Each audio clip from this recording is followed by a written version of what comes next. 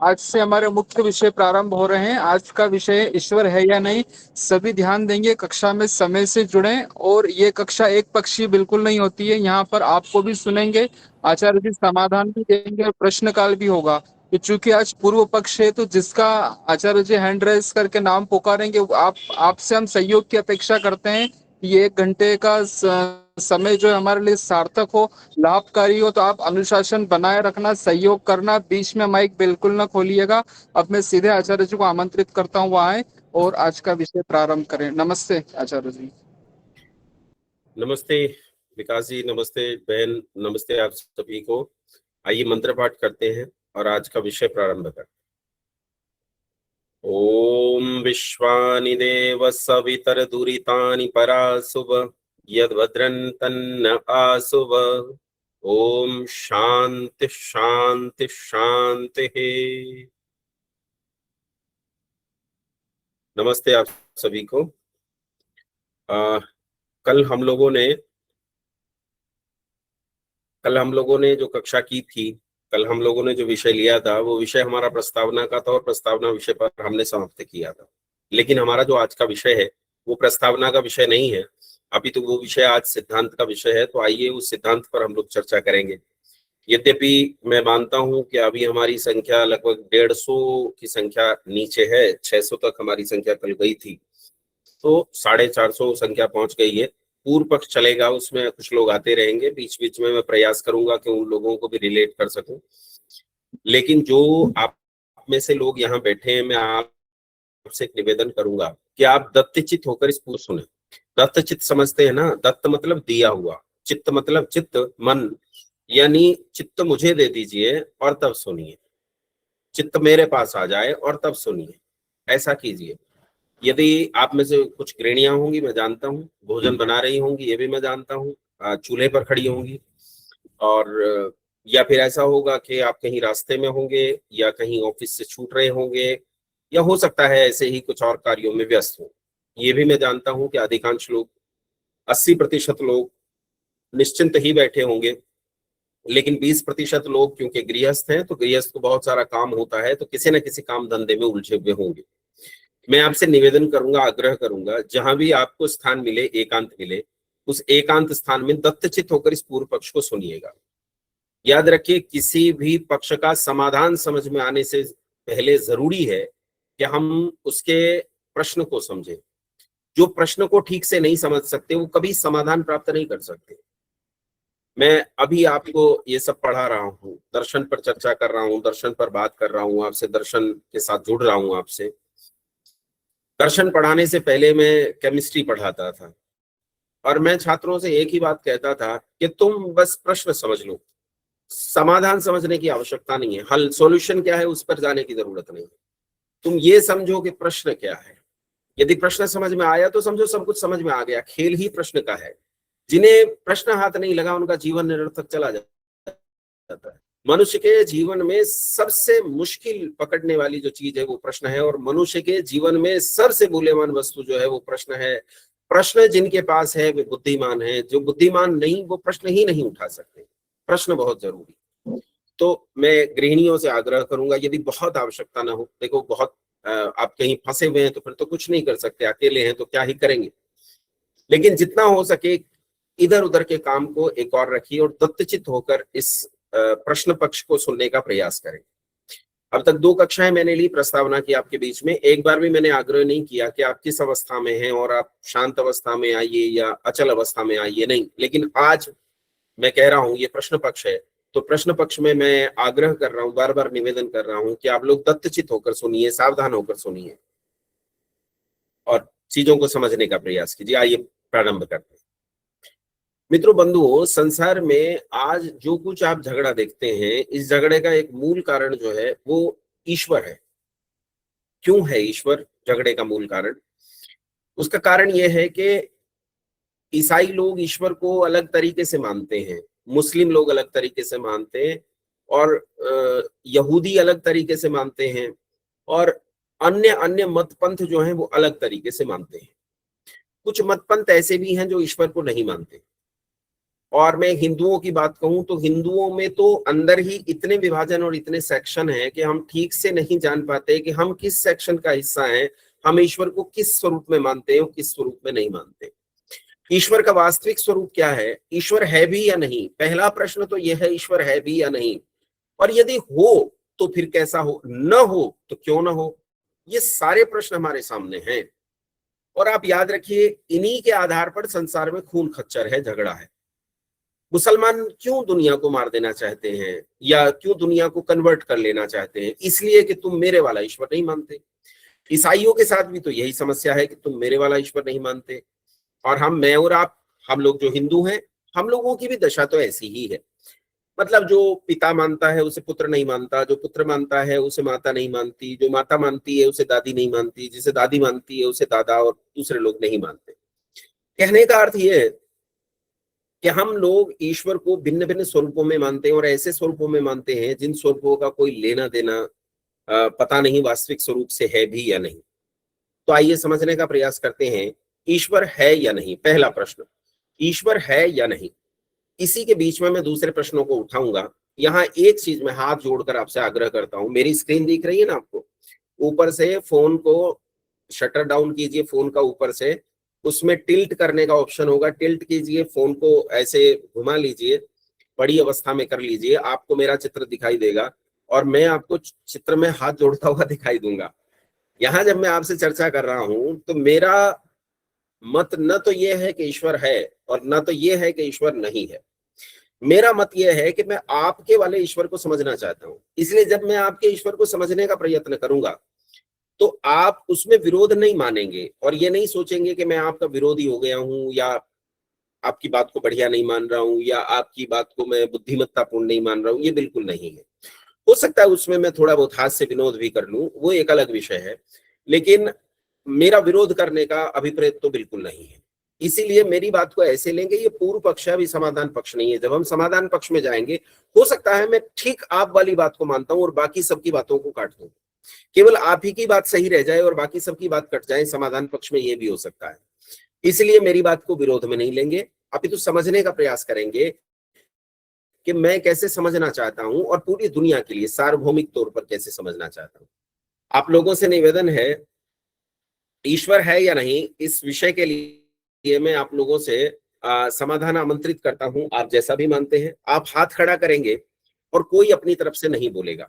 संयोजक बहुत सावधानी बरतेंगे, संख्या हमारी बहुत है क्योंकि संख्या इसी समय 550 पहुंच गई है, तो ये लगभग लगभग हमारी संख्या आ गई है और थोड़ा बहुत आ जाएंगे। तो आप लोग सावधानी बरतेंगे कि किसी का माइक अगर बीच में खुल जाए तो आप बहुत तेजी से जाकर उस पर्टिकुलर आदमी के माइक को म्यूट कर दीजिए, जिससे कक्षा डिस्टर्ब ना हो। कई बार मलेच्छ आ जाते हैं और मलेच्छों के कारण भी कक्षा डिस्टर्ब होती है, तो उसका भी सावधानी बरतेंगे। और आप लोगों से ये आग्रह है कि हाथ खड़े करेंगे, मैं ही जिनसे प्रश्न दूंगा वे ही केवल उत्तर देंगे। अन्य लोगों से आग्रह है कि वो तब तक शांत बने रहें जब तक मैं आप तक नहीं पहुंच पाता। आपका यदि टर्न आज न भी आया तो कल आएगा, निश्चित रूप से आएगा, इसलिए व्याकुल न हो, निश्चित रूप से मैं आपका प्रश्न लूंगा। पुराने लोगों से मेरा निवेदन है, करबद्ध निवेदन है, मानते नहीं हो आप लोग, यदि कुछ पुराने लोग इस कक्षा में मौजूद हों तो कृपया कृपया कृपया आप हाथ न उठाएं और इस प्रश्न पक्ष में आप शामिल न हो। ये आपका विषय नहीं है, आप इससे तटस्थ रहें, बस सुनते रहें। चलिए आइए शुरू करते हैं। अविनाश चौहान जी, अनम्यूट करेंगे अविनाश चौहान जी। अविनाश जी, आपको अनम्यूट करना पड़ेगा, आपके सामने एक बटन है अनम्यूट वाला, अनम्यूट करना पड़ेगा तब मैं आपको सुन पाऊंगा। जी सर। जी जी, अविनाश जी, आप इस कक्षा से पहली बार जुड़े हैं? जी सर, नहीं, मैं पहली बार जुड़ चुका हूँ क्योंकि मैं स्टूडेंट हूँ 9th क्लास का। इस कक्षा में पहले जुड़ चुके हैं आप? पहले तो मैंने 1-2 क्लास देखी हैं। तो फिर आप हाथ डाउन कर लीजिए। और आपसे निवेदन है ऐसे लोगों से जो पहले कक्षा ज्वाइन कर चुके हैं, कृपया कृपया आप हाथ न खड़ा करें, इससे समय खराब होता है। जैसे ये 1.5 मिनट खराब हुई है बिना मतलब। रवि कुमार जी, रवि कुमार जी। नमस्ते आचार्य जी।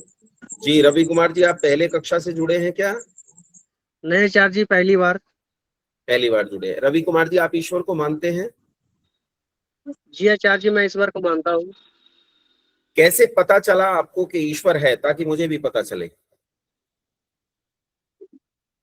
मुझे ये पता चलता है कि जिस तरह से एक परिवार चलाने के लिए एक नियम बना हुआ है, तो उसी तरह ये पूरा जो ब्रह्मांड है ऐसे ही नहीं चल रही है। कोई ना कोई एक सर्वोच्च शक्ति जो है, सुप्रीम पावर जो है, ये पूरे ब्रह्मांड को चला रही है। इसलिए मुझे अच्छा, फील होता है कि कोई ना कोई अदृश्य शक्तियां हैं जो काम कर रही है इस व्यवस्था को चलाने के लिए, सृष्टि को चलाने के लिए। लेकिन इस संसार को, इस ब्रह्मांड को तो विज्ञान चलाता है, साइंस चलाता है, इसमें ईश्वर का क्या लेना देना? इसमें मुझे ऐसा लगता है कि इसमें ईश्वर का भी रोल है। नहीं, जरूरत क्या है ईश्वर की? मुझे तो जरूरत ही महसूस नहीं होती। भाई, आपकी वॉशिंग मशीन चल रही है, आपका आपका जो फ्रिज चल रहा है, वो फ्रिज, आप क्योंकि फ्रिज तो बहुत छोटी सी चीज हो गई, इसलिए आप ये कह देंगे कि किसी ने स्विच ऑन किया होगा तब से चलना शुरू हुआ होगा। लेकिन क्योंकि ब्रह्मांड तो एक बहुत बड़ा साइकिल है, तो ये एक चक्र में चल रहा है, इसे किसी की जरूरत नहीं है। आप भी तो नित्यता को मानते ही हैं। जो लोग ईश्वर को मानते हैं वो ये मानते हैं कि इटर्नल होती है चीजें, नित्य होती हैं। तो ये संसार नित्य है, इसमें ईश्वर की जरूरत ही नहीं है। रवि जी, नहीं आचार्य जी, मुझे ऐसा लगता है कि अगर मनुष्य का अगर जन्म मिला हो तो उसकी अगर बुद्धि अगर आई तो कहाँ से आई, अगर उसको सोचने की समझने की अगर शक्तियां आई तो कहाँ से आई। तो मुझे लगता है कि कोई इंटरनल पावर जो है, जो मुझे मनुष्य को मिला है। कहने का अर्थ यह है, आपके पास तर्क न भी हो तो आपका विश्वास है कि ईश्वर संसार को चलाता है। जी आचार्य जी। ठीक है, धन्यवाद। आपका विश्वास है कि ईश्वर संसार को चलाता है। नेशनलिस्ट कृष्णा नाम से एक आईडी है, नेशनलिस्ट कृष्णा। आचार्य जी, थोड़ा सा एक सवाल था प्रस्तावना को लेकर। मैं पूछ रवि लूं? जी। एक लाइन का है। जी। पहली दिन प्रस्तावना में आपने बताया था कि मनुष्य का बुद्धि सबसे प्रभावशाली है इतर प्राणियों के अपेक्षा, मतलब कि सबसे शक्तिशाली है जो सही प्राणियों पर राज करती है। तो और मनुष्य के बारे में बताया गया है कि इसकी जो बुद्धि है, आपने प्रस्तावना में मैंने लिखा था कि मनुष्य का सबसे मूल्यवान वस्तु बुद्धि है। तो आचार्य जी, मैं आपसे ये थोड़ा सा पूछना चाहता हूँ कि बुद्धि तो मनुष्य के इतर प्राणियों जो जितने भी हैं, बुद्धि तो उनमें भी होते हैं। तो मैं ये समझना चाह रहा हूँ कि मनुष्य की बुद्धि और इतर प्राणियों की बुद्धि में क्या अंतर है। ठीक है, वैसे मैंने बताया था, लेकिन मैं आपको एक चीज कहता हूं कि प्रश्न, इस कक्षा का थोड़ा सा स्वरूप समझेंगे। ये जो काल है हमारा, ये प्रश्न काल नहीं है, अपितु ये पूर्व पक्ष है। पूर्व पक्ष में हम एक निश्चित विषय से सटकर प्रश्नों पर चर्चा करते हैं। आपका जो प्रश्न है वो प्रश्न काल के लिए है, तो जब ये कक्षा समाप्त होगी तो प्रश्न काल में आपके इस प्रश्न का उत्तर दूंगा। ठीक है, याद रखिएगा, अपना प्रश्न उत्तर जरूर दूंगा। नेशनलिस्ट कृष्णा नाम से आईडी है। कृष्णा जी, आप पहले इस कक्षा से जुड़ चुके हैं? नहीं सर, पहली बार जुड़ रहा हूँ। कृष्णा जी, आप ईश्वर को मानते हैं? हाँ जी सर। कैसे पता चला आपको कि ईश्वर है? क्योंकि सर हम आचार्य जी, हम पहले से सुनते आ रहे हैं अपने पूर्वजों से कि ईश्वर होता है या ऐसा कुछ होता, चमत्कार होते रहते हैं। तो उन्होंने भी कहीं से सुना होगा, तभी तो हमें बता रहे हैं। यानी आप ईश्वर को परंपरा से मानते हो, आपके पास ईश्वर को मानने का कोई तर्क नहीं है? हाँ जी, परंपरा से मानता हूँ मैं ईश्वर को। परंपरा से, क्योंकि मेरे माता पिता मानते हैं, मेरे पूज्य लोग मानते हैं, और मेरे पूज्य मानते हैं तो मैं क्यों ना मानूं, ये बात है। बात तो हाँ जी। सही है आपकी। ठीक है, ठीक है, ये एकदम सही बात है। और ये मैं बहुत सरल और भोला उत्तर मानता हूँ। कई बार लोग जो है ना, बातों को इधर उधर घुमाते हैं, लेकिन ये बहुत सरल उत्तर है। उन्होंने कहा, देखो मेरे पास कोई तर्क नहीं है, मैं ईश्वर से नहीं मिला हूं, मेरे पास ईश्वर का कोई टेलीफोन नहीं आया, कोई मेल नहीं आया, कोई चिट्ठी नहीं आई, मेरा ईश्वर से किसी प्रकार का ऐसा संबंध कभी बना नहीं। लेकिन मेरी पूजनीय माता जी, मेरे पूजनीय पिताजी और मेरी पूजनीय परंपराएं और पितर ईश्वर को मानते चले आए। मैं आस्तिकों की परंपरा में पैदा हुआ, इसलिए मैं ईश्वर को मानता हूं। इसका अर्थ यह है कि अगर कृष्णा जी नास्तिकों की परंपरा में पैदा हुए होते तो वो ईश्वर को नहीं मान रहे होते, क्योंकि वो परंपरा से मान रहे हैं। चलिए आगे चलते हैं। शिवानी बखारिया जी, शिवानी बखारिया जी। नमस्ते गुरुजी। जी। गुरुजी, मैं ज्यादातर तो मानने की साइड में ही बिलीव करती हूँ। उसका कारण ये तर्क दूंगी मैं कि तर्क तो नहीं, एक अनुभव ऐसा हुआ कि जब मैंने मेरे बेटे को जन्म दिया, उस वक्त जो एक बैग वो निकालते हैं जिसके गर्भ जो बोलते हैं जिसमें बच्चा होता है, वो गर्भ की बैग अगर हम देखें तो वो ऐसा लगता है कि एक होल नहीं और ऐसी सिलाई थी और उसके अंदर ये पूरा बच्चा फिट होके बैठा था और इतनी बड़ी जो नाल होती है, तो ये इतनी अच्छी स्टिचिंग साइंस होने के बावजूद भी क्या साइंस कर सकता है? अगर किसी को ये पूरी फॉर्मूला दे दे, तो मैं सोचती हूँ क्या वो इतनी एक्यूरेटली कर पाएगा? तो वो तब मेरे मन में ये सवाल आया था कि एक होल नहीं वो बैग के अंदर वो टेम्परेचर भी मेंटेन होता है, हर एक चीज़ वो मेंटेन और चेंज होती रहती है और सारी चीज़ें हटती है, सारे ऑर्गन्स वापस वहीं पे आ जाते हैं धीरे-धीरे, तो कैसे? तो तब मेरे मन में सवाल आया था कि अगर हमें ये फॉर्मूला भी दे दे, तो भी क्या ये मुमकिन है? शायद हो सकता है, जैसे महाभारत में वो किस्सा था, हो सकता है पर फिर भी इतनी एक्यूरेटली वो सिलाई शरीर के अंदर ही होना, शायद बाहर हो सकता है पर क्या शरीर के अंदर? तो वो कौन कर रहा है? तो वो मेरे मन में तब बहुत सवाल उठा था एक। और ठीक है, दूसरा कि अगर पानी का फॉर्मूला भी किसी को दे दे कि H2O सबको पता है, पर वो क्या वही प्रेशर में वही तरह से हर जगह सेम बना पाएगा? तो कोई तो चीज़ है जो हर जगह उसको सेम मेंटेन कर पा रही है एक साथ। तो ये ठीक है, 2-3 प्रश्न की वजह से मुझे लगता है कि ठीक ईश्वर है, ठीक कुछ है। तो शक्ति है मतलब जो चला ठीक रही है, है, खाली कहने का साइंस अर्थ नहीं। यह है, शिवानी जी का कहने का अर्थ यह है कि संसार में जो यूनिवर्स के लॉज हैं, जो लॉज काम करते हैं, हमें यूनिवर्स के लॉज दिखाई देते हैं और हमें लगता है इन लॉज के पीछे कोई खड़ा है जो इन लॉज को चला रहा है। लेकिन जानते हो, इसे समझने का प्रयत्न करना, विरोध नहीं कर रहा हूँ, दूसरी ओर का आपको दूसरी ओर के प्रश्न दे रहा हूँ कि दूसरी ओर से आपसे क्या पूछा जा सकता है, वो प्रश्न आपको दे रहा हूँ। मैं जब छोटा था तो पढ़ने के लिए जाता था। हम जहाँ रहते थे वहां ग्रामीण क्षेत्र था, लाइट नहीं आती थी। आजकल तो बहुत लाइट आती है, उस समय नहीं आती थी। जब रात को पढ़ के लौट रहे होते थे तो हमें लाइट जो है वो दिखाई नहीं दे रही, मतलब लाइट के कारण दिखाई नहीं दे रहा होता, रास्ते में अंधेरा होता था। तो हर कोने के पीछे हमें ये लगता था कुछ छिपा खड़ा है, कुछ है जो मेरी प्रतीक्षा में और मुझे मार डालेगा, भय लगता था। और उस भय के कारण हम जब जाते थे तो कोने के पीछे से हमें कोई तो दिखता नहीं था, दौड़ते हुए निकलते और देखते कि वहां कुछ है क्या, वहां तो कुछ नहीं था। अपने ही पैरों की पदचाप हमें सुनाई देती और हमें सुनाई देता, हमें लगता कि हमारे पीछे से कोई आ रहा है। बस ऐसा ही यूनिवर्स के लॉज को देखकर हमें भ्रम पैदा होता है कि इन लॉज के पीछे कोई खड़ा है जो इसे चला रहा है। ऐसा दूसरी ओर का प्रश्न है, मेरा नहीं है ये। जैसे पृथ्वी सूर्य के चारों ओर घूमती है और चंद्रमा पृथ्वी के चारों ओर घूमता है, पर गजब की बात यह है कि सूर्य अपनी पृथ्वी और अपने चंद्रमा को लेकर आकाशगंगा के केंद्र के चारों ओर घूमता है। तो हमें लगता है कोई है ऐसा जिसने इनमें मोटर लगा रखा है और ये घूम रही, मतलब मोटर वैसा नहीं, मोटर इलेक्ट्रिक वाला नहीं है, मतलब कुछ ना कुछ ऐसा लगा रखा है जिसके कारण ये घूम रहे हैं और कोई ऐसी तंत्र व्यवस्था को चला रहा है, संचालित कर रहा है। तो इस भ्रम की स्थिति में हम लोग आस्तिक हो जाते हैं, हम ईश्वर को मान लेते हैं, हम सोचते हैं कि ईश्वर है, ऐसा हो जाता है। तो आइए और इसे डीपली समझने का प्रयास करते हैं। लेकिन शिवानी जी ने यूनिवर्स के लॉज को लेकर बहुत अच्छी व्याख्या रखी और एक बहुत भोला उत्तर कृष्णा जी का आया था और उससे पहले रवि जी का उत्तर आया था बहुत अच्छा सा, वो भी ऐसी लॉज ऑफ यूनिवर्स पे बात कर रहे थे। और भी देखते हैं इसमें मयंक वर्मा जी।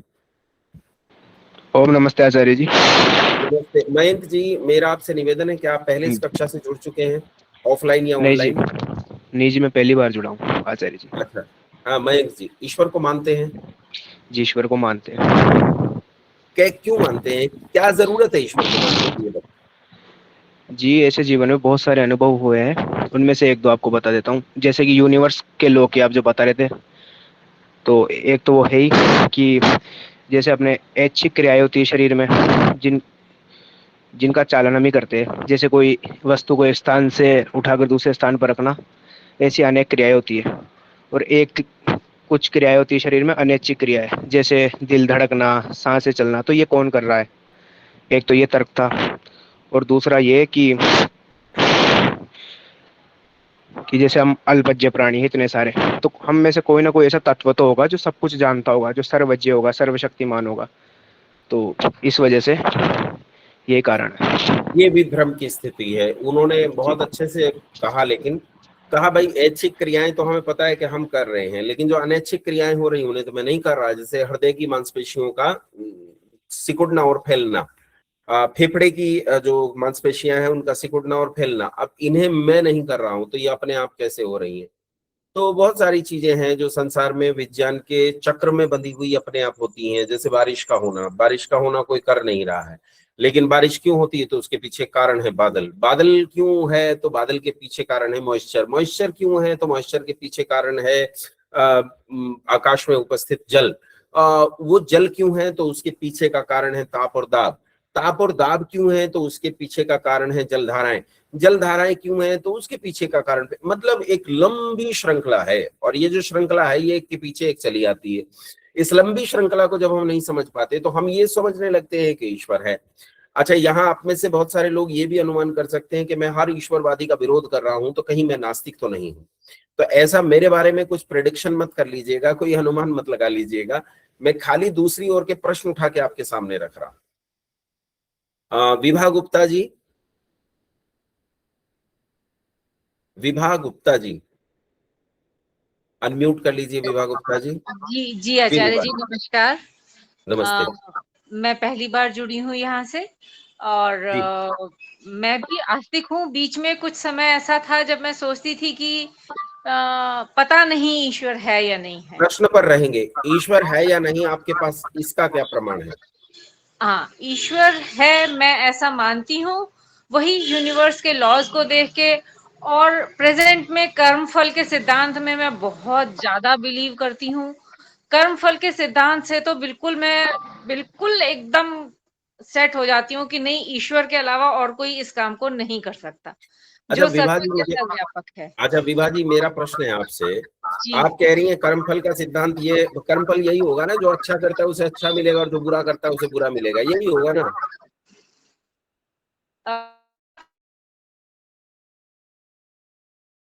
तो संसार में देखते हैं जो दुर्जन है वो मौज ले रहे हैं, जो सज्जन है वो दुखी हो रहे हैं।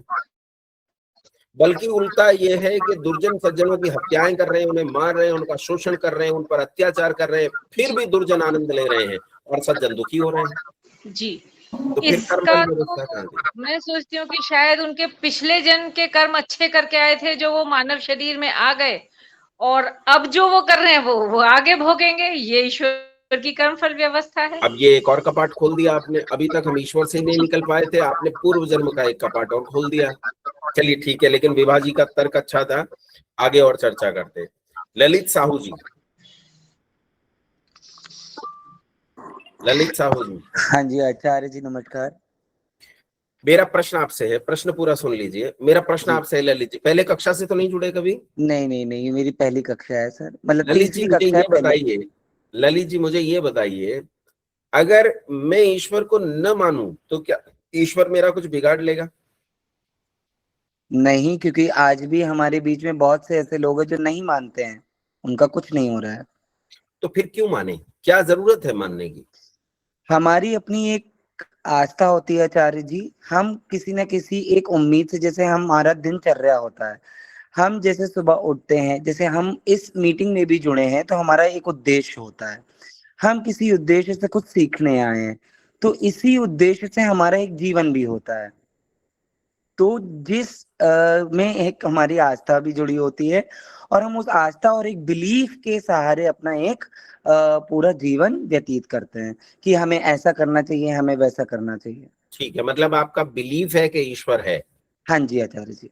अच्छा, ये तो विश्वास वाली बात पर तो कुछ नहीं कहा जा सकता कि मैंने मान लिया है कि ईश्वर है, लेकिन एक होता है कि मैं जानता हूं कि ईश्वर है।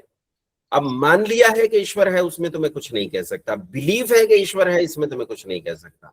लेकिन ईश्वर जानता हूं और इस कारण से है, इस पर चर्चा की जा सकती है। और आपने एक बात बहुत अच्छी कही कि ईश्वर किसी का कुछ बिगाड़ नहीं सकता है। हम देख रहे हैं चाइना जो है वो लगभग पूरा का पूरा कम्युनिस्ट है। चाइना जो है वो पूरे चाइना में या तो कम्युनिस्ट लोग रहते हैं या बुद्धिस्ट लोग रहते हैं, ये दोनों ही ईश्वर को नहीं मानते, नास्तिक दर्शन है दोनों। तो चाइना बढ़ रहा है, और भारत में, या भारत को छोड़ दीजिए, भारत पर आने पर आप पर बात आ जाएगी, लेकिन बांग्लादेश, पाकिस्तान जैसे देश हैं, ये ईश्वर को मानते हैं। मतलब वो नाम अलग रखा है उन्होंने, अल्लाह खुदा, लेकिन वो ईश्वर को मानते हैं। और ईश्वर को मानने के बावजूद भी वो तो भीख मांगने के कगार पर है, पतन हो रहा है, ताकतवर है जी। तो इसका मतलब ईश्वर बिगाड़ता किसी का कुछ नहीं है, और जो नहीं मानते वो भी सुख से रह सकते हैं, उन्नति कर सकते हैं। ईश्वर की कोई जरूरत नहीं है। अरे जी, मेरा मतलब ईश्वर की, मैं ईश्वर को आस्था से रिलेट करता हूँ कि ठीक है, आस्था से रिलेट कीजिए, आपकी आस्था है, आपका बिलीफ है, लेकिन अगर मैं बिलीफ में, एक आदमी है बिलीफ में ईश्वर को नहीं मानता, तो उसका कुछ नहीं बिगड़ रहा। हाँ जी, अगर प्रैक्टिकल सोचें तो फिर नहीं हो सकता कुछ भी। ठीक है, ठीक है। सविता रानी जी, सविता रानी जी, सविता रानी जी, आपने हाथ खड़ा किया है, अनम्यूट कीजिए। चलिए, शायद अब सविता जी अनम्यूट नहीं कर पा रही, कई बार एप्लीकेशन समझने में समस्या आती है। तामेश्वर साहू जी। नमस्ते आचार्य जी। जी तामेश्वर जी, नमस्ते। मानते हैं ईश्वर को? जी, मैं मानता हूँ सर, जो है ईश्वर है। ईश्वर को इसलिए मानते हैं कि ये जो ब्रह्मांड और प्रकृति जो है ईश्वर ने ही बनाया है और उसको अच्छी तरह से चलाता है के लिए। पृथ्वी से 13.5 लाख गुना बड़ा सूर्य है, कौन सी लैब में बैठ के बनाता है?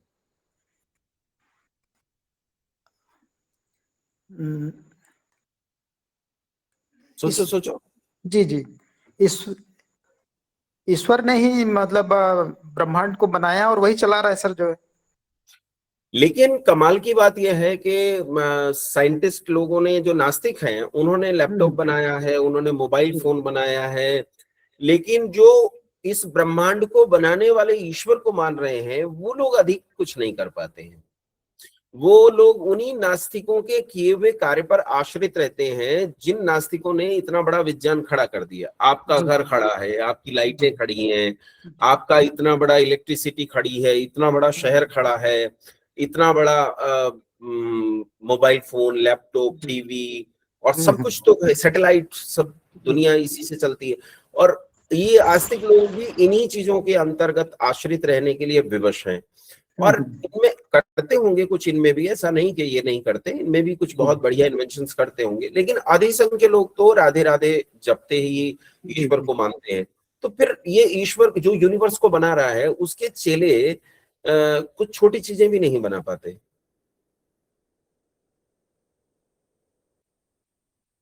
चलिए, पंकज आर्य जी, आपसे बात नहीं करूंगा, आपका नाम थोड़ा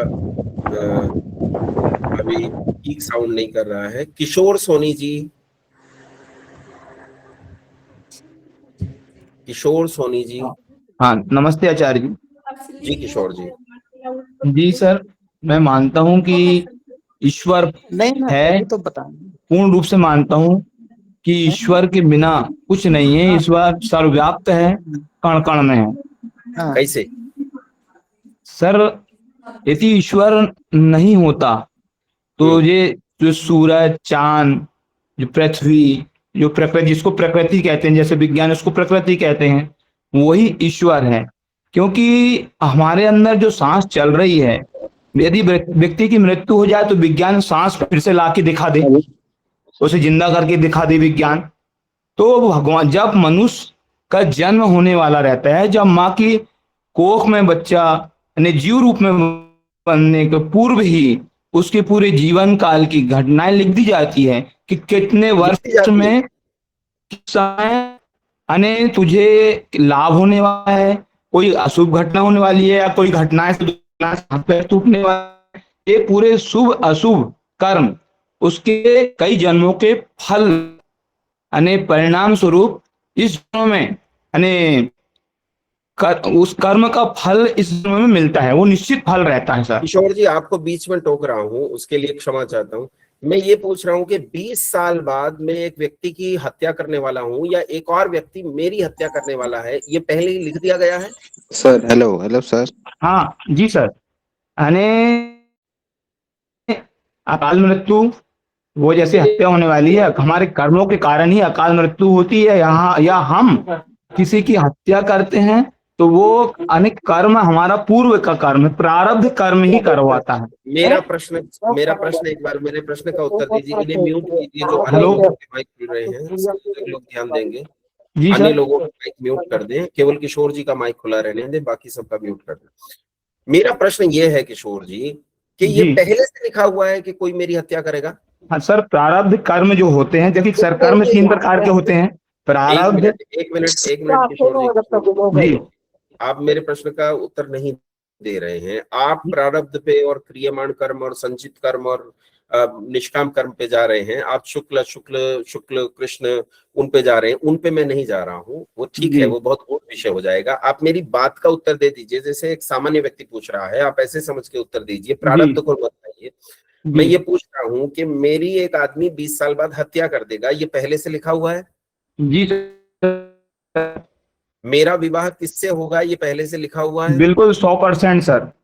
मेरे 4 बच्चे होंगे, ये पहले से लिखा हुआ बिल्कुल है? सर। मैं देशभक्त बनूंगा, ये पहले से लिखा हुआ है? देशभक्त अने अच्छे कर्म करने में आ गया वो, अने हमारे द्वारा लोगों की भलाई हित वाले काम, देशभक्ति, समाज भक्ति। बस 3 प्रश्न और पूछूंगा और उनका उत्तर दे देंगे तो बात समझ। मैं आतंकवादी बनूंगा, ये पहले से लिखा हुआ है? सर जैसे अपन यहाँ के आतंकवादी की बात आती तो रावण जो एक पंडित ब्राह्मण था, उसके बाद भी उसके कायर ऐसे थे, अने अच्छे व्यक्तिवादी वाली निश्चित रहते कायर। किशोर जी बात बदल रहे हैं। आपने कहा सब कुछ पहले से लिखा हुआ है। अगर सब कुछ पहले से लिखा हुआ है तो मैं आतंकवादी बना, इसमें गलती उसकी है जिसने पहले से लिख दिया, मेरी कोई गलती नहीं है। मुझे फांसी पर नहीं चढ़ाया जाना चाहिए। अगर नहीं, गलती है सर, गलती है। मैंने कर्म ऐसे किया ना, कर्म के आधार पर ही मुझे ये मतलब मिल रहा है, तो मेरी गलती तो है। सजा ईश्वर नहीं दे रहा है, तुम्हारे कर्म दे रहा है। ईश्वर कुछ नहीं, वो देख रहा है, सिर्फ तुमको खुली छूट दे दिया उसने संसार में। अब तुमको आंखों से अच्छा देखना है, कब पैर सही जगह में जाएंगे, हाँ किसी को मतलब किसी को अपराध करना या किसी को अच्छा काम करना, ये तुम्हारे ऊपर निर्भर करता है। ये परीक्षा है, अब तुम परीक्षा में कैसे सफल होते हो तुम देखिए। किशोर जी 2 बातें हो गई। एक, आप कह रहे हैं कि मैं कर्म करने में स्वतंत्र हूँ, जो चाहूं सो करूं, अच्छा चाहूं अच्छा करूं, बुरा चाहूं बुरा करूं। दूसरा, आप कह रहे हैं कि सब कुछ पहले से लिख दिया गया है, आप स्वतंत्रतापूर्वक कुछ नहीं कर सकते। ये दोनों में कौन सी बात सही है? देखिए सर, जो घटनाएं घटती वो लिख दी गई है, पर अब जो क्रियामान कर्म हमारे द्वारा जो हो रहे हैं ये नहीं लिखे गए। जो क्रियामान कर्म जो कर रहे हैं, इसका फिर बाद में इसका फिर इसी के आधार पे आगे आपको फल मिलेगा, या इस जन्म में या आने वाले जन्म में मिलेगा। बैठ के शांति से विचार कीजिएगा। आपकी दोनों बातें कॉन्ट्राडिक्ट कर रही हैं, लेकिन बैठ कर विचार कीजिएगा। पर आपने बात अच्छी थोड़ा ईश्वर है, थोड़ा सा बोलना चाहूंगा सर, बस थोड़ा सा। यानी जैसे अभी हम ईश्वर को देख रहे हैं, जैसे हवा तो दिखाई नहीं दे रही है सर, हमको पर एहसास तो हो रहा है कि हवा है। 1 मिनट किशोर जी, किसी अविनाश जी का फोन खुला हुआ है और संयोजक लोग हमारे आज पता नहीं मस्त है, ध्यान नहीं दे रहे, उनका माइक खुल जाता है, तो कृपया पिन पॉइंट उस पर्टिकुलर व्यक्ति का जाके बंद कर दीजिए ना, है ना, अच्छा रहेगा। ठीक है, चलिए किशोर जी अनम्यूट कर लीजिए। किशोर जी चलिए, किशोर जी अनम्यूट नहीं कर पा रहे हैं। मुकेश कुमार जी।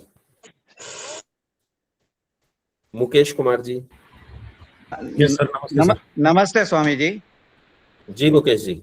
हाँ, मेरा ऐसा है ओपिनियन कि ये जो 20 साल के बाद आपकी कोई हत्या करेगा या आप किसी और की हत्या करोगे,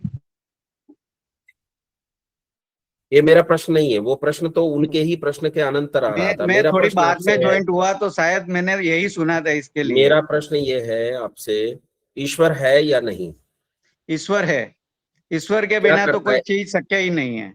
क्या करता है ईश्वर?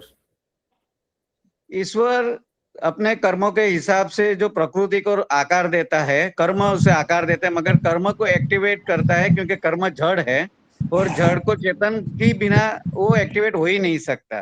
तो ईश्वर अपना जो कार्य है वो प्रकृति को, हर एक जीवात्मा के कर्म के अनुसार उसे अनुरूप बनाता है प्रकृति को, तो वो उसी का कार्य है।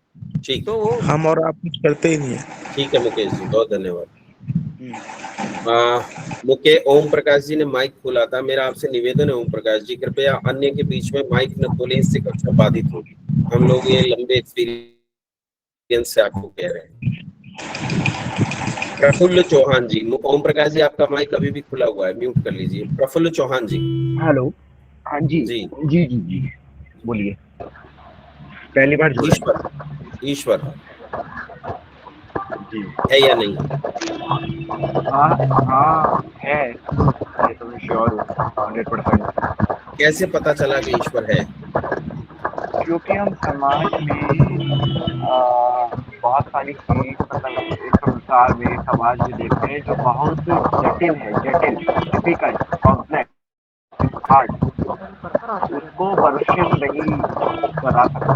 जैसे हमारा बॉडी का जो ढांचा है, मतलब उसका जो संरचना है, हिंदी में बोलते हैं तो संरचना। और जैसे पहला ये एग्जांपल है, दूसरा ये है कि बहुत होगा। एक चीजों का आपकी आवाज निर्माण साफ नहीं आ रही प्रफुल्ल जी, करना। आपकी आवाज साफ नहीं है। प्रफुल्ल जी आपकी आवाज साफ नहीं है। प्रफुल्ल जी हेलो, आप ट्रैफिक हाँ में तो यार, नहीं है? प्रफुल्ल जी, हेलो, जी जी जी, प्रफुल्ल जी आप ट्रैफिक में तो नहीं है? प्रफुल्ल जी, चलिए प्रफुल्ल जी जवाब नहीं दे पा रहे हमें, वो शायद ट्रैफिक में है, इसलिए उनकी बात भी स्पष्ट नहीं आ रही। चंद्रशेखर जी नहीं, रजनीश सिंह जी। नमस्ते आचार्य जी। नमस्ते आचार्य जी, रजनीश सिंह। जी रजनीश जी बोल। आचार्य जी मैं बोलना चाहता हूँ कि हम मानते तो हैं कि ईश्वर है, लेकिन जो हमारे कुछ चीजें सामने होती हैं तो उसमें हमें मतलब ऐसा अनुभव होता है कि वो अपने आप हो रही हैं, जिसपे हमारा कोई कंट्रोल नहीं है। तो इस वजह से हमें लगता है कि शायद ईश्वर है, बाकी देखा तो नहीं है हमने। ये एकदम और हमारे पुराने पूर्वज ही मानते चले आए हैं, मम्मी हुए, पापा हुए, तो किसी मंदिर में जाना, कहीं पे पूजा करना जाके, तो इस वजह से हमें भी लगता है कि हाँ शायद ईश्वर हो सकता है। ये सरल उत्तर है, बढ़िया। शारदा रानी जी। जी आचार्य जी, सादर नमस्ते आचार्य जी। आचार्य जी, हमने एक व्यवस्था बनाई हुई है कि जैसे गांव को सरपंच कंट्रोल करता है, शहर को डीसी और प्रांत को मुख्यमंत्री, देश को राजा तो कंट्रोल करता है। इसी प्रकार हमारे शरीर को ब्रेन कंट्रोल करता है, किसी कोशिका को उसका केंद्रक कंट्रोल करता है। तो सारी सृष्टि को इतने सुव्यवस्थित ढंग से चलाने वाला भी तो कोई होगा, यही मेरा मानने का कारण है, और इसी कारण मैं ईश्वर में अति विश्वास रखती हूँ। बहुत बढ़िया शारदा जी। थोड़ी देर के लिए मैं इस प्रश्न काल को, इस पूर्व पक्ष को रोक रहा हूँ। म्यूट कर दीजिए सबको। थोड़ी देर के लिए इस पूर्व पक्ष को रोक रहा हूँ और आइए हम समाधान पक्ष की ओर चलते हैं। कुछ एक चर्चाएं जो आपने बहुत अच्छी की, उन चर्चाओं को आपके बीच में आप ही के शब्दों में रखने का प्रयास करूंगा, थोड़ा सा और व्यवस्थित करके रखने का प्रयास करूंगा जो आपने की। आप में से बहुत लोगों ने बहुत बुद्धिमत्तापूर्ण चर्चाएं की, मैं ये सुनकर भी अच्छा लगा कि ऐसे बुद्धिमान लोग हमारी कक्षा में मौजूद हैं। तब अच्छा लगता है जब बुद्धिमान लोगों के साथ हम बात करते हैं। तो आइए एक छोटी सी चर्चा जो आप ही ने की, वो आप ही की चर्चा आपके बीच में रखता हूं। आइए विचार करने का प्रयास करते हैं, ईश्वर है या नहीं। कुछ एक प्रश्न है जो आप लोगों ने नहीं उठाए, वो मैं उठा देता हूं। प्रश्न यह है कि कुछ लोग कहते हैं कि ईश्वर को मानो तो है, ना मानो तो नहीं है। मतलब ये जो मेरे सामने ये एक पात्र है, ये एक चषक है, और इस चषक को अगर मैं मानता हूं तो यह है, नहीं मानता तो यह नहीं है। ये कहाँ की बात हुई? ये तो एकदम लॉजिक नहीं है कि अगर मैं इसे मानना बंद कर दूं तो ये गायब हो जाएगा। क्या बिल्ली को देखकर कबूतर यदि ये मानना बंद कर दे कि बिल्ली नहीं है तो बिल्ली नहीं रहेगी? बिल्ली तो रहेगी, बिल्ली तो खाएगी। तो ये बात एकदम गलत है कि मानो तो है, ना मानो तो नहीं है। एक बात जो समाज में प्रचलित है। दूसरी एक और बात समाज में प्रचलित है, कहते हैं जल थल अग्नि आकाश अनिल सब पर उसकी सत्ता, प्रभु इच्छा के बिना कहीं पर हिल न सके एक पत्ता। कहते हैं उसकी मर्जी के बिना संसार में एक पत्ता भी नहीं हिलता। अगर उसकी मर्जी के बिना संसार में एक पत्ता भी नहीं हिलता तो फिर इसका मतलब ये शराब के ठेके वही खुलवा रहा है, इसका मतलब बलात्कार, चोरी, हत्याएं, डकैती वही सब करवा रहा है, सब बुरे काम जितने हैं वही करवा रहा है। ये प्रश्न खड़े होते हैं। आइए आप समझने का यत्न करते हैं, ईश्वर है या नहीं। पहला प्रश्न है ईश्वर है या नहीं, दूसरा उसके बाद की चर्चा बाद में करेंगे। बंधुओं मित्रों, विचार करके देखिए, आपके घर में बहुत सारी मशीनें हैं। मैं एक छोटी सी मशीन आपके सामने ले रहा हूं, ये मोबाइल फोन। ये मोबाइल फोन को जब हम देखते हैं तो हमारे मन में क्या विचार आता है? इस मोबाइल फोन को हमने कहीं से खरीदा तो ये अपने आप बन गया था या किसी ने बनाया था? तो हमारे दिमाग में एक सामान्य सी बात आती है कि इस मोबाइल फोन को किसी ने बनाया होगा। आप अपने घर में रखी हुई चीजों को देखिए, अपने घर को देखिए, अपनी टेबल, अपनी कुर्सी, ये सामने रखा लैपटॉप, अपनी किताबें, अपने यहाँ तक कि आपकी जेब में लगा हुआ पेन, आपका चश्मा, इन सारी चीजों को देखिए और विचार कीजिए कि ये सारी चीजें अपने आप बनी है या इन्हें किसी ने बनाया है। तो इसका एक बहुत सरल उत्तर आता है कि टेबल को किसी कारपेंटर ने बनाया है, बिना बनाए टेबल नहीं बन सकती। इस मोबाइल फोन को किसी ना किसी ने बनाया है, बिना बनाए ये मोबाइल फोन नहीं बन सकता, इसका कोई ना कोई बनाने वाला है। ये घर, इस घर को कोई ना कोई बनाने वाला है, इस घर को ये अपने आप नहीं बना। और जो लोग ये मानते हैं कि ये अपने आप बना है वो चमत्कारवादी हैं, और चमत्कार हमेशा मूर्खों के लिए धर्म होता है, बुद्धिमानों के लिए तो नहीं। तो ये तो चमत्कार तो नहीं हुआ कि यूं चुटकी बजी और ये घर बन गया, यूं चुटकी बजी और मोबाइल फोन बन गया, यूं चुटकी बजी और ये लैपटॉप बन गया। इन सबको किसी ना किसी ने बनाया है, सबको। अब बड़ी बात ये आती है समझने की, ये एक छोटी सी चीज है, मतलब ये एक ऐसा मेरे पास एक स्टैंड है जिसमें मैं मोबाइल फोन को यूं रख सकता हूं। तो ये स्टैंड एक छोटी सी मशीन है, एक छोटी सी मशीन, और लेकिन ये एक बहुत ज्यादा, मोबाइल फोन एक बहुत जटिल मशीन है। अगर आप स्क्रीन देख पा रहे हैं तो ये एक बहुत जटिल मशीन है और ये एक सरल मशीन है। या हम पेन को देखते हैं, पेन एकदम एक सरल मशीन होती है।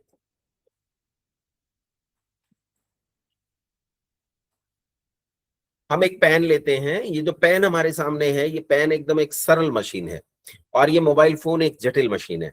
अब इन दोनों मशीनों को सावधानी से देखें तो हम पाएंगे कि ये जो मोबाइल फोन है, ये जटिल मशीन और ये सरल मशीन को बनाने में बुद्धि की जरूरत पड़ती है। इस पेन को बनाने में भी बुद्धि की जरूरत पड़ी, इस स्टैंड को बनाने में भी बुद्धि की जरूरत पड़ी, इस ग्लास को बनाने में भी बुद्धि की जरूरत पड़ी, और इस मोबाइल फोन को बनाने में भी बुद्धि की जरूरत पड़ी। लेकिन प्रश्न ये है कि दोनों में से किसे बनाने में ज्यादा बुद्धि की जरूरत पड़ी? ये पेन एक सरल मशीन है, इसे बनाने में थोड़ी बुद्धि से काम चल जाएगा, लेकिन ये मोबाइल फोन ये जटिल मशीन है, इसे बनाने में अधिक बुद्धि की जरूरत पड़ती है, थोड़ी बुद्धि से ये बनने वाला नहीं है। इसका अर्थ क्या है? इसका अर्थ यह है कि मशीन जितनी ज्यादा जटिल होगी उसे बनाने में उतनी ही ज्यादा बुद्धि की जरूरत पड़ेगी। थोड़ी बुद्धि से सरल मशीनें बन सकती हैं, लेकिन जटिल मशीनें बनाने के लिए हमें ज्यादा बुद्धि की जरूरत पड़ेगी। और यदि सावधानी से देखें तो पाएंगे कि हमारे आसपास और जटिल मशीनें हैं। ये मोबाइल से ज्यादा जटिल मशीन मेरे सामने रखा हुआ ये लैपटॉप है जिससे मैं आपसे बात कर रहा हूँ। इस लैपटॉप से ज्यादा जटिल कंप्यूटर्स होंगे जो वैज्ञानिकों की लैब में रखे हुए होंगे, जिनसे वो सैटेलाइट कंट्रोल करते हैं, वो और ज्यादा जटिल मशीनें होंगी। और सैटेलाइट अपने आप में एक बहुत जटिल मशीन है जो धरती के चारों ओर घूमती है, कृत्रिम रूप से मनुष्यों ने बनाई है और मौसम की जानकारी देती है। मशीन जितनी जटिल होती जा रही है उतनी ही ज्यादा बुद्धि की जरूरत पड़ती जा रही है। अब सोचिए कि संसार में सबसे जटिल मशीन कौन सी है?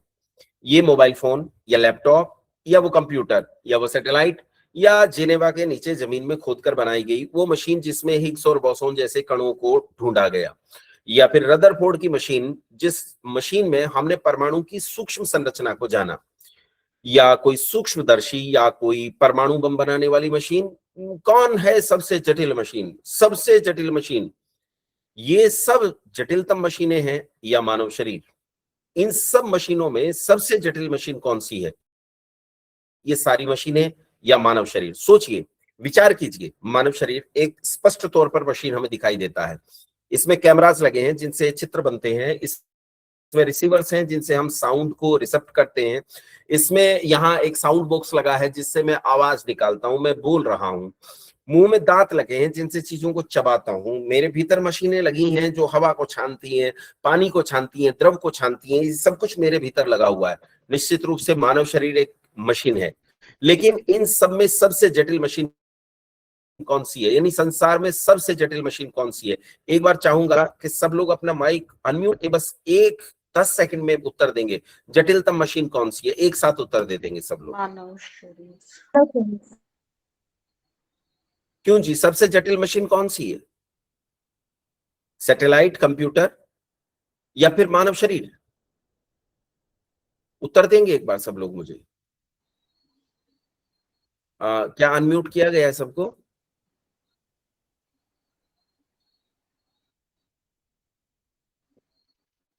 नहीं, हाथ खड़े करने की जरूरत नहीं है, आप ऐसे माइक अनम्यूट करके मुझे उत्तर दे सकते हैं। माइक अनम्यूट करके मुझे, सबसे जटिल मशीन कौन सी है? क्या सबको अनम्यूट किया गया है? मुझे नहीं लगता सबको अनम्यूट किया गया है, इसलिए उत्तर नहीं दे पा रहे। संयोजक लोग हैं आप? आचार्य जी अनम्यूट है सारे। अच्छा अच्छा अच्छा, आपको क्या लगता है? फिर ऐसा नहीं हो सकता कि सभी लोग एक साथ चुप हों। कुछ तो गड़बड़ है। मेरा प्रश्न है आपसे कि जटिलतम मशीन कौन सी है? ये सैटेलाइट, कंप्यूटर वगैरह या मानव शरीर? मानव शरीर आचार्य जी। मानव शरीर। तो गड़बड़ है। ठीक है, मानव शरीर संसार में सबसे जटिल मशीन है निसंदेह।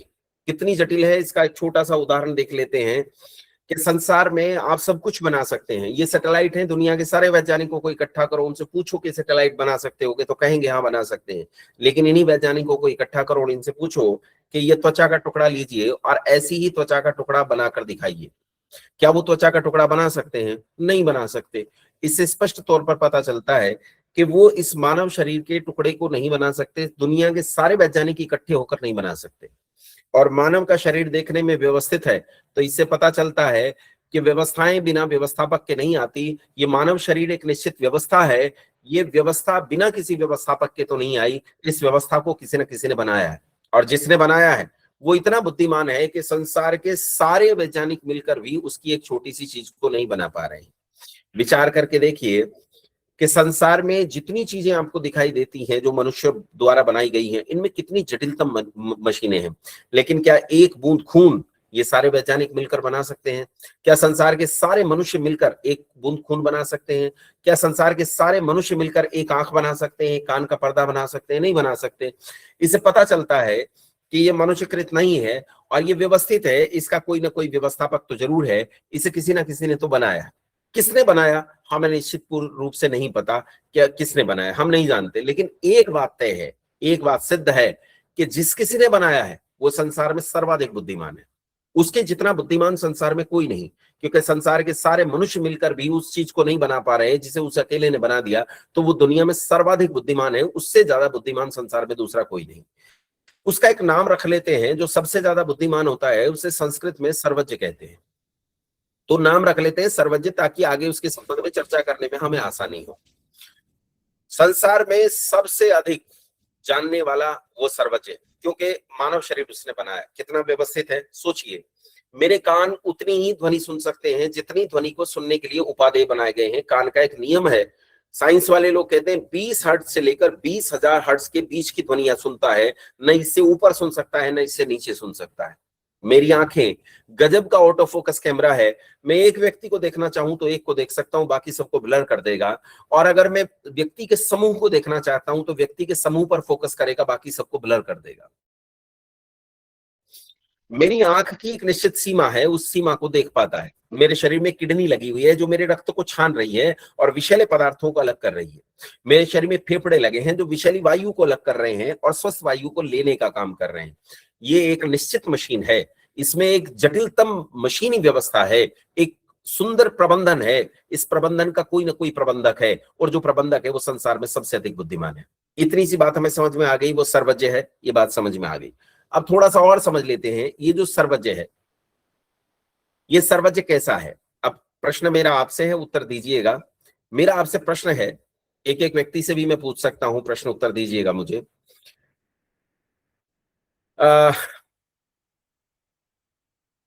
दो प्रकार की चीजें होती हैं, एक जड़ और एक चेतन। जिनमें जीवन होता है उन वस्तुओं को हम चेतन कहते हैं, जिनमें जीवन नहीं होता उन वस्तुओं को हम जड़ कहते हैं। यथा ये मोबाइल फोन है, मोबाइल फोन में जीवन नहीं है, हम इसे जड़ कहते हैं। स्पैन में भी जीवन नहीं है, हम इसे जड़ कहते हैं, लेकिन मुझ में जीवन है, मुझे चेतन कहते हैं। चेतन और जड़, ये दो चीजें मैंने आपको बता दी। अब प्रश्न आपसे है, मेरा उत्तर दीजिएगा। एक व्यक्ति से मैं पूछ भी लूंगा, बुद्धि किसके सहारे रहती है, जड़ के सहारे या चेतन के सहारे? बुद्धि किसके सहारे रहती है, चेतन के सहारे या जड़ के सहारे? हजारी राम चंद्रवंशी जी, हजारी राम चंद्रवंशी जी अनम्यूट करके मुझे बता दीजिए, बुद्धि किसके सहारे रहती है, जड़ के सहारे या चेतन के सहारे? हजारी राम जी बता पाएंगे क्या? शायद ये अनम्यूट वाली समस्या है। मैं फिर से कहता हूं संयोजकों से, इस चीज को चेक कीजिए क्या गड़बड़ है, कैसे नहीं कर पा रहे हैं। राम गोपाल सरोहा जी, आपको तो हाथ ही नहीं उठाना चाहिए था राम गोपाल जी। विवेकानंद क्लासेस के नाम से एक आईडी है, विवेकानंद क्लासेस, क्या आप माइक अनम्यूट कर पाएंगे? विवेकानंद क्लासेस, क्या आप माइक अनम्यूट कर पाएंगे? मैं संयोजकों से बार बार कहता हूं, कुछ ना कुछ गड़बड़ है कि सब लोग माइक अनम्यूट नहीं कर पा रहे हैं। अरे बाप रे, मीटिंग का होस्ट ही कोई नहीं है।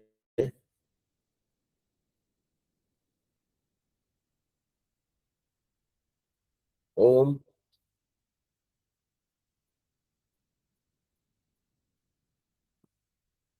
क्या गड़बड़ हो गई?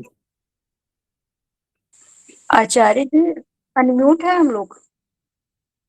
अनम्यूट है तो सब लोग, अब क्यों नहीं उठा पा रहे हैं वो लोग? भरत प्रसाद आर्य जी, आप माइक उठा पा रहे हैं? भरत प्रसाद जी, लता शुक्ला जी, आप माइक उठा पा रही हैं? हाँ जी सर, अब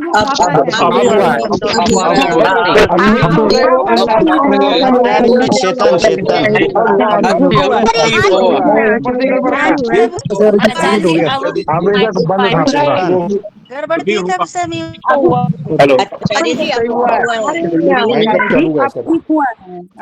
आचार्य जी अब सही हुआ के बाद म्यूट कर दीजिए, सही हो गया। आचार्य जी नमस्ते। जी आचार्य जी, विवेकानंद क्लासेस। हाँ विवेकानंद जी, मैं आप बुद्धि जड़ के सहारे रहती है या चेतन के सहारे? विवेकानंद क्लासेस दोबारा ऑन कर लीजिए अपना माइक जी। बुद्धि जड़ के सहारे रहती है, चेतन के? चेतन के सहारे। म्यूट कर दीजिए। बुद्धि चेतन के सहारे, म्यूट कर दीजिए सबको। बुद्धि चेतन के सहारे रहती है, बुद्धि जड़ के सहारे नहीं रहती। ध्यान से सुनिए, मैं फिर से एक बार रिपीट करता हूँ सारी चीजों को। आज संयोजकों की बड़ी भारी चूक रही, बड़ी भारी गलती रही है, इसे सुधारेंगे, आगे से ध्यान रखेंगे। मैंने आपसे अब तक चर्चा की थी कि संसार के सारे वैज्ञानिक मिलकर सैटेलाइट बना सकते हैं, फोन बना सकते हैं, कंप्यूटर बना सकते हैं, लेकिन ये मानव शरीर संसार में सबसे जटिलतम मशीन है और इसका एक अंग, एक छोटा सा कोशिका भी सारे वैज्ञानिक मिलकर नहीं बना सकते। जिसने इसे बनाया है वो इसका व्यवस्थापक है, और जो व्यवस्थापक है वो सर्वज्ञ है, सबसे ज्यादा बुद्धिमान है। और फिर मैंने आपसे पूछा कि बुद्धि किसके सहारे रहती है, जड़ के सहारे या चेतन के सहारे? तो आपने कहा कि बुद्धि जड़ के सहारे नहीं रहती, बुद्धि चेतन के सहारे रहती है। जैसे उदाहरण से समझेंगे, मुझ में बुद्धि है, लेकिन अगर मैं मर जाऊं तो मेरा जो शरीर है वो जड़ होगा, और जड़ के पास बुद्धि नहीं होती है। जब तक मैं चेतन हूं तब तक बुद्धि है, और जिस दिन मैं चेतन नहीं रहूंगा, मर जाऊंगा, मेरा शरीर पड़ा रहेगा जड़, तो उसे बुद्धिहीन कहेंगे, उसमें बुद्धि नहीं होती है, उसमें बुद्धि काम नहीं करती है। तो जो सबसे अधिक बुद्धिमान है, जिसे हमने सर्वज्ञ कहा, उसमें बुद्धि होनी चाहिए या नहीं? तो पक्की बात है, उसमें बुद्धि होनी चाहिए, और जिसमें बुद्धि होती है वही तो चेतन होता है। चैतन्य की पहचान बुद्धि से होती है। तो सीधी बात हो गई, जो सर्वज्ञ है वो चेतन होगा, जो सर्वज्ञ है वो चेतन होगा। दो बातें सिद्ध हो गई, सर्वज्ञ है और चेतन है, दो बातें सिद्ध हो गई। पहली बात, पहले पल्ले गांठ बांधिए, पहली चीज, संसार में जितनी व्यवस्थाएं दिखाई देती हैं, इन व्यवस्थाओं का कोई ना कोई व्यवस्थापक है। बिना व्यवस्थापक के संसार में कोई व्यवस्था नहीं बन सकती। बुद्धि पूर्वक बनी हुई कोई भी व्यवस्था बिना व्यवस्थापक के नहीं बन सकती। एक कुर्सी, एक टेबल भी नहीं, एक चपाती भी नहीं, उसे बनाने के लिए बुद्धि की जरूरत है। जिसने संसार की सबसे जटिल मशीन को बनाया वो सबसे अधिक बुद्धिमान है, उसे सर्वज्ञ कहते हैं। और सर्वज्ञ क्योंकि बुद्धि वाला है, तो बुद्धि चैतन्य के सहारे से रहती है, इसलिए वो चेतन है। दो बातें सिद्ध हो गई। तीसरी बातें और सिद्ध करते हैं और उसके बाद आज को विराम देंगे। ये हमारा समाधान पक्ष है जो कल चलेगा। तीसरी बात, मैंने अब तक कहा सर्वज्ञ है और मैंने कहा चेतन है।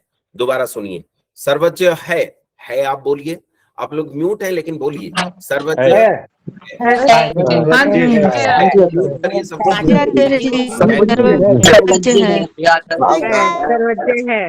म्यूट कीजिए, सबको म्यूट कीजिए, सबको म्यूट कीजिए। हाँ, अब आज संयोजकों का व्यवस्था में बड़ी गड़बड़ है। जब कहता हूँ म्यूट कीजिए तब म्यूट नहीं कर पाते, जब ऑन करने को कहता हूँ तब कर नहीं पा रहे हैं। आज मेरे हिसाब से चल नहीं पा रहे। हाँ, सुनिए ध्यान से कि सर्वज्ञ है सिद्ध हो गया, मैंने कहानी नहीं सुनाई है। चेतन है सिद्ध हो गया, मैंने कहानी नहीं सुनाई। मैंने कहा सर्वज्ञ है, चेतन है। देखो दो बातें सुनिए, है मैं बार बार बोल रहा हूं, इस है में बड़ा विज्ञान है। जब मैं कह रहा हूं है तो क्या आप कह सकता हूं कि नहीं है? जब दो बार सिद्ध हो चुका किसी चीज का अस्तित्व, तो क्या अब हम उसके अस्तित्व को नकार सकते हैं? नहीं नकार सकते। और जिसका अस्तित्व होता है उसे सत्य कहते हैं। ध्यान से सुनो, जब हमने सर्वज्ञता सिद्ध की तो ये गुण है, जब हमने चैतन्य सिद्ध किया तो ये गुण है। और गुण गुणी के भीतर रहता है, गुणी के बिना गुण नहीं रह सकता। जैसे मैंने कहा मीठा रसगुल्ला, तो मीठा गुण है, लेकिन इसे किसी चीज में रहना पड़ेगा तब मिठास का पता चलेगा। अगर रसगुल्ला ही ना हो तो मीठे को कैसे जानेंगे? है तरल पानी, तरलता गुण है, लेकिन किसमें है? पानी में है। गुणी में गुण रहता है, पानी में तरलता रहती है, पानी में तरलता रहती है, गुणी में गुण रहता है। ठीक है, गुणी में गुण रहता है। ऐसे ही दो गुण हमने सिद्ध किए, सर्वज्ञ और चेतन। इनका कोई ना कोई गुणी है, और जो गुणी है उसका अस्तित्व है। जिसका अस्तित्व होता है उसे सत कहते हैं। सत मतलब अस्तित्व वाला, सत मतलब अस्तित्व वाला। तो तीन बातें मैंने सिद्ध की, लिख लीजिए अपनी कॉपी पर। पहला लिखिए सर्वज्ञ, दूसरा लिखिए चेतन, और तीसरा लिखिए सत। ये तीन बातें मैंने सिद्ध की। अभी 25 बातें मुझे सिद्ध करनी है। तो अभी और धीरे धीरे आगे बढ़ेंगे, लेकिन आज कक्षा को यहीं रोकते हैं क्योंकि मेरा समाधान पक्ष पूरा नहीं हुआ। कल समाधान पक्ष पूरा होगा तो कल ही प्रश्न काल लूंगा। आज कक्षा को यहीं विराम देते हैं। आइए मंत्र पाठ करते हैं और आज की कक्षा को यहीं रोकते हैं। हमारा समय हो गया है, 9 बज गए हैं। ओम विश्वानि देव सवितरदुरितानि परासुव यद्भद्रं तन्न आसुव। ओम शांति शांति शांति। नमस्ते आप सभी को। अब अनम्यूट कर दीजिए। नमस्ते आप सभी को। कल समय पर जुड़िएगा, कल समाधान पक्ष को विशेष रूप से लेंगे।